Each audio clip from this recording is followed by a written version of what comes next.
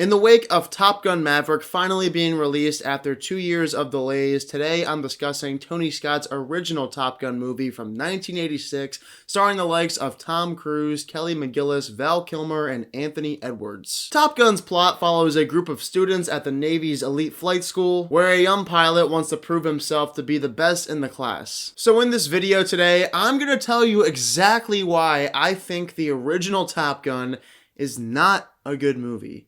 I understand why people like it. Yes, it's an iconic film from the 80s, one of the most popular 80s movies of all time. And yet, I have never found much enjoyment out of watching this movie.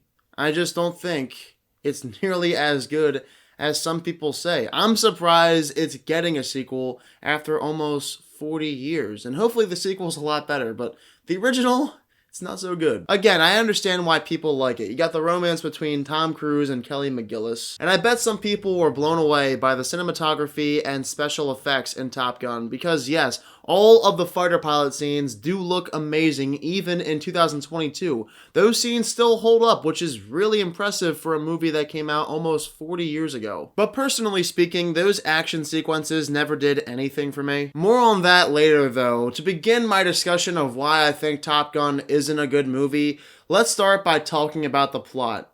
There's no substantial plot in Top Gun.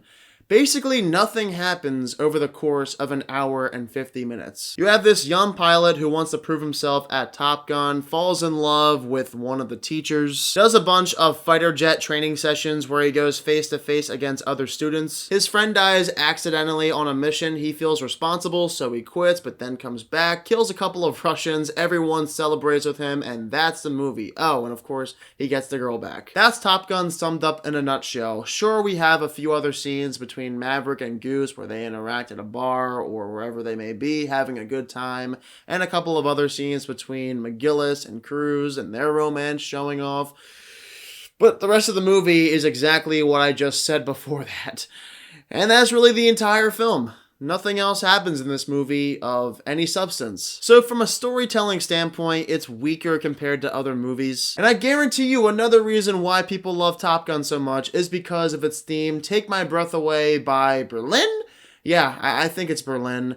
A song that I think is good. I just saved it to my 2022 summer playlist, but it's overplayed in the movie. There's a span of 20 minutes in the film where they literally play the song at least 4 times. Now let's talk about the romance between Kelly McGillis and Tom Cruise.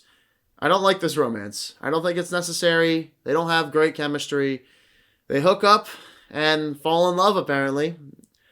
For what reason though? What is the purpose of this romance?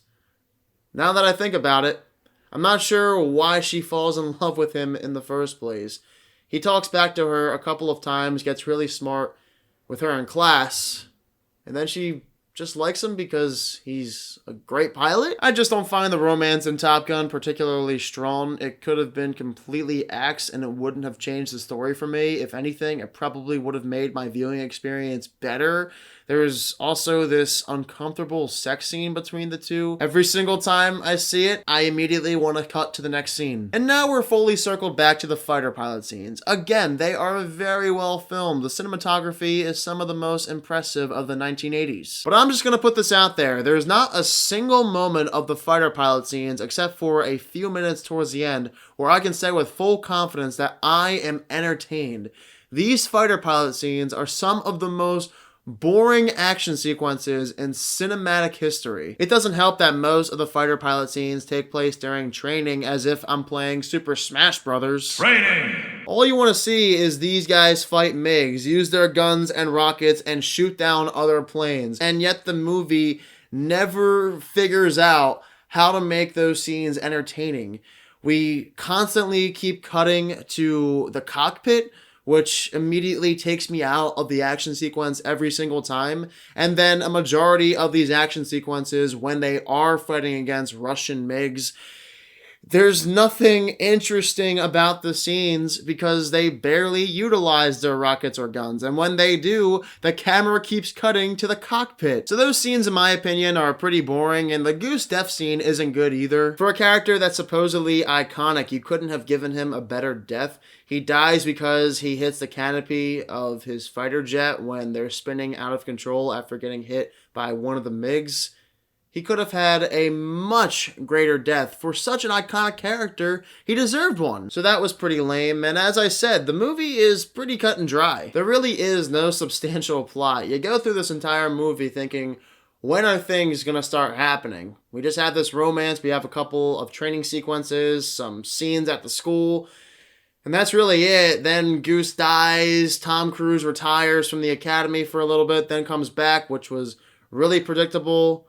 The entire ending is predictable. You know exactly what's going to happen. I wish they took the story in far more interesting directions, but they never do. Hopefully the sequel learns from the original's mistakes. I'm sure by now, in 2022, at the very least, the fighter pilot scenes will be much more entertaining compared to back in the 80s, just because we've learned how to film action sequences much better compared to back in the day. Overall, I think Top Gun is an overrated movie. It's not good. I don't know why people consider it an iconic film. Sure, it has Tom Cruise. He's involved in a romance in the film. There's some fighter pilot scenes that are well filmed for what they are, but most of this movie isn't good.